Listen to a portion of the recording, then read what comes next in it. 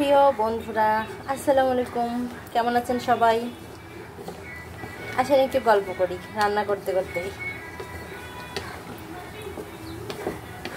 আচ্ছা বলেন তো, যার যেমন সামর্থ্য সে তো সেভাবেই রান্না করবে নাকি? এখন পাশের পাশের ভাবি এসে বলতেছে, ও মাছি, এগুলো কি রান্না করেন, এগুলো মানুষ খায়।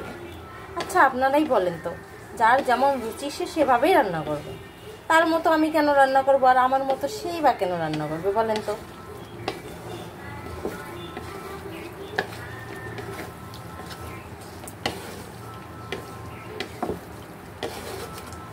আমার কাছে আমার রান্নাই বেস্ট,